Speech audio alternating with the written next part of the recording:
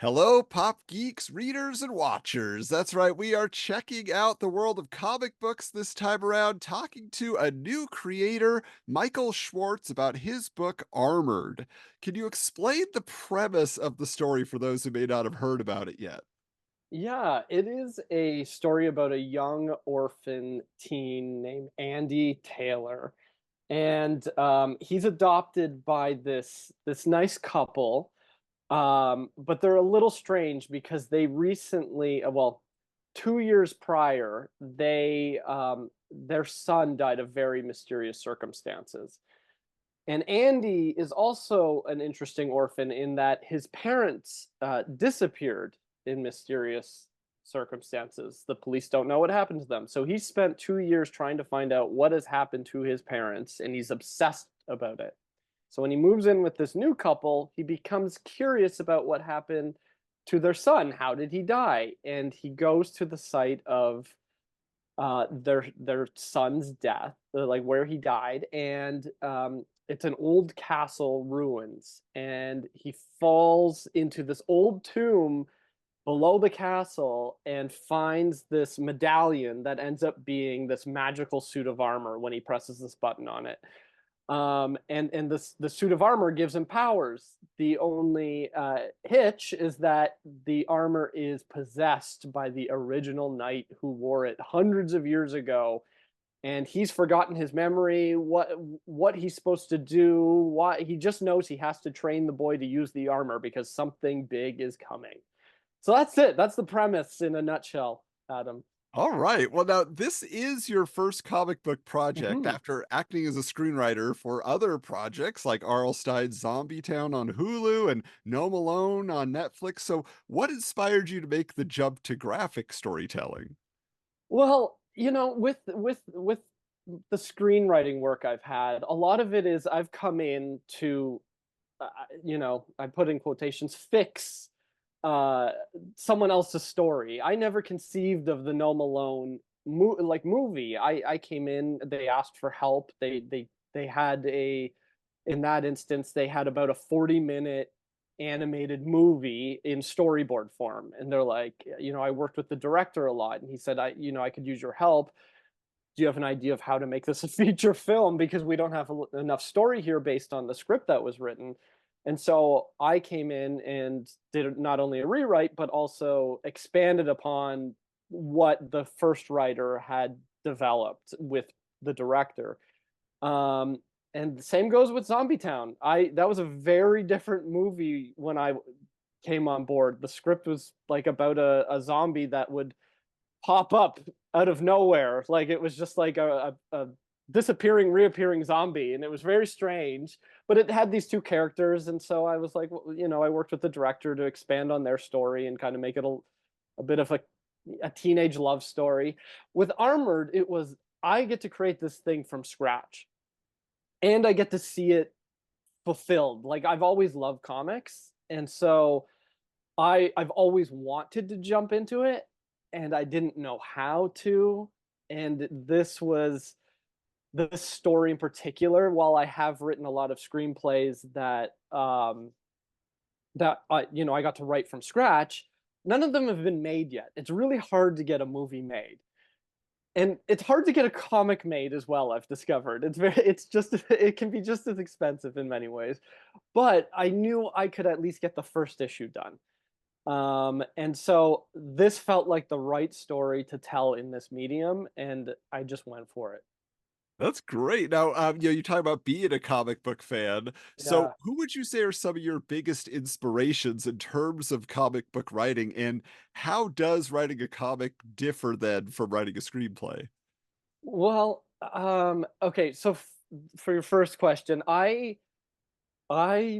was like I grew up in comic book stores. My dad would take me to them weekly, and the I would say, like, starting out, like, being read comics to me, it was all of Stan Lee's stuff, Fantastic Four, Amazing Spider-Man. My dad read to me from Amazing Fantasy 15 right to Amazing Spider-Man 100. It was like, we are reading this, and we did it, and we'd pick up issues of Fantastic Four and other comics. So Stanley was a huge inspiration, but as I got older, I ended up going to film school here in Canada, and I got really, really, really into Jeff Johns, the writer Jeff Johns from DC Comics, and his writing in particular was a huge inspiration for me. Like even when it came to making short films, like I felt like there was something inspiring about the way he wrote his stories. Um, Maybe it's because they were a bit more plot driven and like things happen. Like the thing I liked about Jeff Johns' writing is it wasn't every issue, but I felt like you would have a mid within a single issue, you would have a midpoint kind of revelation or surprise, and then you'd have a cliffhanger ending. And so when I decided, okay, I want to write a comic book and I have this idea, I have all these like I have a whole world being built in my head around this idea. How am I going to write it? I don't know how. I don't necessarily know structure in comic books. Like so I know 3 act structure from screenwriting and I use that, but I was also like, well, I have if I wanted to make this an ongoing series, I have to learn how each issue should be structured.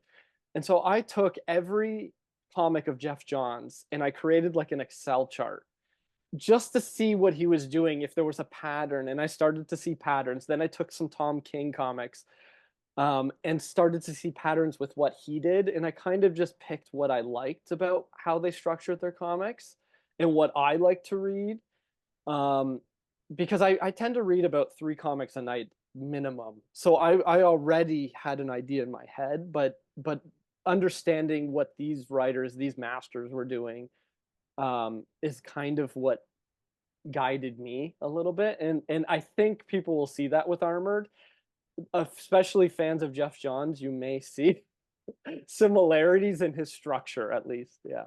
Interesting. Okay. Now, the one thing I want to say too is, over the last 20 years, it seems many writers are using comic books as kind of a springboard to get their stories adapted into movies or TV shows. Since, a comic book is essentially a storyboard of how the action could play out on screen. Now, Yeah. did you set out with that in mind with Armored or is just making it a comic book your main goal? No, because when I came up with it and decided to write it as a comic, I had just started working in visual effects like full time again. Like I'd been a production manager in animation. And then I went a few years where I was fortunate enough to write, about 3 screenplays a year for different producers. Um, but I hit a point where I was kind of getting tired of writing these movies that I never got to own the screenplay for and they never got made. So I made the decision to jump into visual effects. I have friends in visual effects, and I had one friend in particular say, "You need to come work at our company. You get to work on a SpongeBob movie." And so I was like, "Okay, why not?" And so I kind of gave up on screenwriting for a bit, but I had this idea where I was like, "Well, I'm gonna see this through. I'm gonna get this made." But first, it was more than anything, Adam, I wanted it to be a comic. Yeah, I think everyone thinks, "Hey, this would be neat if it would be a movie," but I just want it to be I would love to just break even, let's be real. That would be the best thing, if I could just break even. But, everyone has that in the back of their head, obviously, and, it was never my intention, though. Like, if I could give up like, I like writing screenplays, but it is very tough. Like, there is a lot of notes you get from producers that sometimes make sense, sometimes don't make sense. And in comics, I think you have a bit more control. I've hired an editor to rein me in and to cut dialogue, to tell me this monster makes 0 sense. Come up with a different monster. Um, so I still get notes, but it's different. I feel like I have more control over the story. And I like this medium. If I could fully become a comic book writer, I would, I think. Wow. So I Okay. hope that answers your question. I love comics that much. Yeah. Yeah, that's great to hear. Now, speaking of your visual effects work, you've worked on things like What We Do in the Shadows, or The Walking Dead, Dead City, or the latest Percy Jackson film that's on Yeah. Disney Plus. So a lot of people in their minds, they're hearing visual effects. It feels like that would transfer into creating visuals for Armored. So did you ever consider doing the art yourself in addition to the writing? Okay, I'm gonna give you an example to say why I never did. The one good thing about working in visual effects and animation is I had a base knowledge of what it's like to work with an artist, right? Like I've watched over the years, directors have to direct other artists about what they want. And also where do I draw the line for myself to just say, let Ishmael, the artist on Armored, take it, let him be creative, let him come up with it, and don't be so detailed about obsessive about every detail within a panel. Say, let him kind of run with it creatively as well. So it helped in that sense. But okay, I'm going to give you an example of why I never saw a like sort of transfer over. So Percy Jackson, for anyone that's watched it, the way it works in visual effects is these producers basically hand out shots or scenes to different studios. So you'll have Percy Jackson could have been worked on by like 5 different companies. I have no idea. We were given an underwater like siren creature. So if you watch the show, I think she's in 2 episodes. And I swear, from the day I started on that show to the day I left, we hadn't even finished the creature. It was it takes so long for not only for the producer side to like figure out what is the design, but then we have to model it. Then they have to rig it, and that's the joints of the creature. Then they have to surface it, and then it's not just surfacing. It's like, well, how translucent do you want this creature to be? Like it goes on and on and on, and it's so painful. I just know the cost involved. The cost of it would cost more than 5 issues of Armored to produce. Like, and that's expensive. Armored, it's an expensive project because we have a lot of fantastic cover artists. It, the cost for one creature, Adam, is like it's like 3 houses in Toronto. Wow. Now, speaking of the creatures and things like that, so Armored has some pretty frightening visuals, and I want to understand, why did you decide to add a horror element to a story of just a modern day boy getting a magical suit of medieval armor? It could have been kind of straight ahead adventure, but there's kind of some horror mixed in. Yeah, I can't help it. I grew up with horror. Like it went hand in hand with comics for me. It was like one day I would be reading comic books, like Batman or The Flash, and then the next day I'd be watching House or Monster Squad. Like that's what I grew up with. So horror, and I spent a lot of weekends renting like 7 horror movies from my local video store.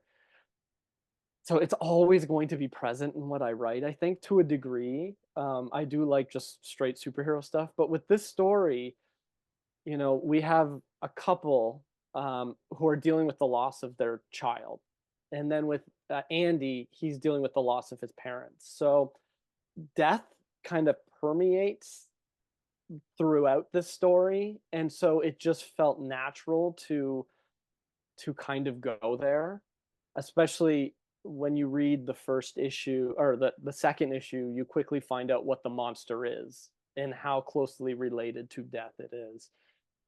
Yeah, And this, interesting. so yeah. So now I feel like a lot of comic book fans like yourself, they dream of creating a comic, but sometimes it's about who you know, trying to figure out the process. So, kind of Cliff's Notes version, how did you go from having an idea for a story to getting a company like Clover Press to agree to publish it? That was tough. I have to say I had a really good editor, Chris Stevens. He's an Eisner Award winning writer. Um, I I had a lot of help from him. Like he was the one that helped get a lot of the cover artists interested. He'd send them the comic and say, "Would you be willing?" And the artists end up liking the comic, which helps. Nick Batera was this cover here is by Nick Patera. He was the first artist to do a cover for me, and he really, it was just great to hear his feedback because he liked the story. He seemed passionate about it. He knew how the first arc ended, and he was like, "Oh, I want to tackle that character that you introduced at the end of the arc. I want to draw her." So that was exciting to hear their feedback. But I think, yeah, I don't know exactly how it happened. I only sent it to a few publishers to start. One in particular, they said they wouldn't be able to publish it for a year, and to me, I was like, "Oh, it's way too long." Meanwhile, it ended up taking 2 years to get it published. So I don't know. I don't know what I was thinking back then. I didn't know publishing. Then I sent it to Image. In Image, I it is I I don't know how people get stuff published at Image. I didn't even get a response. Like, I don't know people in the publishing world I do now, but I just sent it and it was like a void. It was like, is someone gonna read this? Is anyone gonna get it? The truth is I didn't even have a cover artist when I sent it to them. I didn't even have a letterer. I had Ishmael Hernandez, the artist, do the lettering, and we knew we were going to redo the lettering. I just didn't have it done. So it was sent kind of not finished, but like Clover saw it when I got Nick's cover, and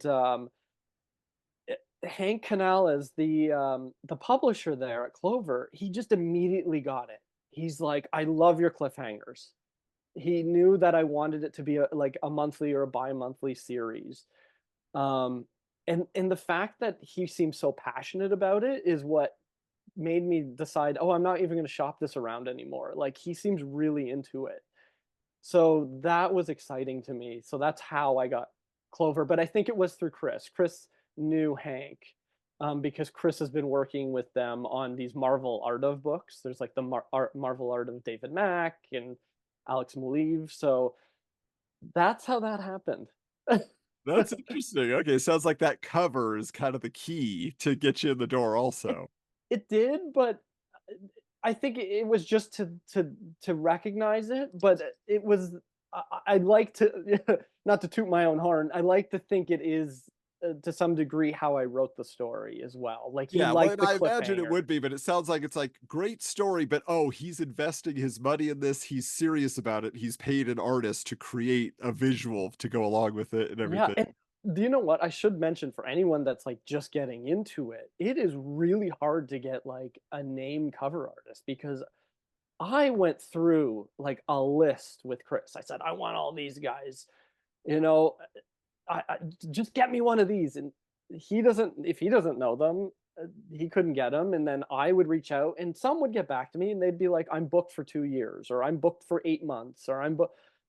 It is really hard. So when I look at, any indie book and I'm like, wow, you got that cover artist, I'm like, that's impressive. It is difficult. Even David Mack, um, you know, you'll he might be a part of this book, and it's like he has a lot on his plate, right? Jay Lee is doing covers for Thundercats like every month, and he managed to do a cover for us for the first issue of Armored.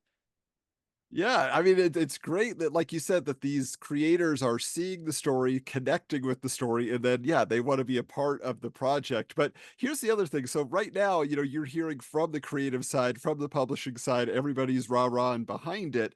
But since you don't yet know how the book is going to be received by the general public, what would you just say has been the most rewarding part of this long process for you? Well, obviously, getting Clover was a very rewarding part because it means it can actually be released. I don't have to self-publish it. I don't know how to do that. So, but I sent it to, I had just done Arlstein Zombie Town in 2022, and I had met Dan Aykroyd and Arlstein. And so a year after, when Clover was gearing up to do their Kickstarter campaign, they said, "Do you know anyone you can like send the book to just to get some feedback, see if they like it and might want to give a quote?" And so I sent it to Dan Aykroyd. I knew his assistant, and I said, "Can you see if he's willing to read it, and if he likes it, maybe he could provide a quote." So I had no idea. And R.L. Stein as well, I had his contact info and I messaged him just saying, "Hey, could you read this? If you don't like it, do not feel like you have to provide a quote or anything. Just give it a read." And I didn't hear anything for weeks, so I was just like, "Oh god, this is nerve-wracking. I'm terrified. I'm so terrified." And they both got back to me after like 6 weeks, like one after the other, and they both had such positive things to say.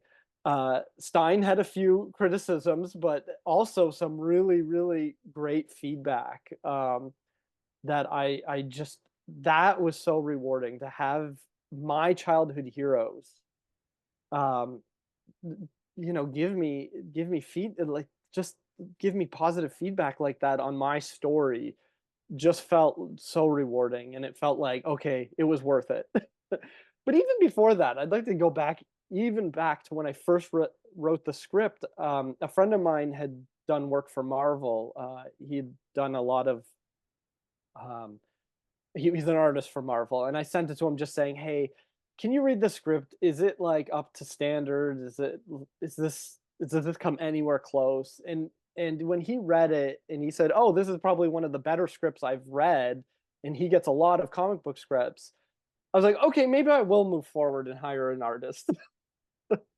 That's So yeah, great. Yeah. that was rewarding as well, and now we have this. So yeah, Yeah, so just the you already know it's a story you wanna tell, then as it continues on, you're getting affirmed and like, "Yeah, let's keep it going. Let's get this to the next stage." That's great. yeah, So, it's speaking of yeah. which, we're getting ready for that final stage now for it to be released. So, how can people get their hands on a copy of Armored #1, and how many issues are you planning to publish? What's going on there? Yeah, so right now, if you're a Kickstarter backer, you're going to be getting that in a few weeks, or the PDF you'll get in a few days, depending on when this, or you might have it if this lands after it's delivered. And then we plan on doing another Kickstarter for issues 3, 4, and 5, and you will be able to get 1 and 2, and those are all Kickstarter exclusive covers. You won't; those covers are exclusive to Kickstarter.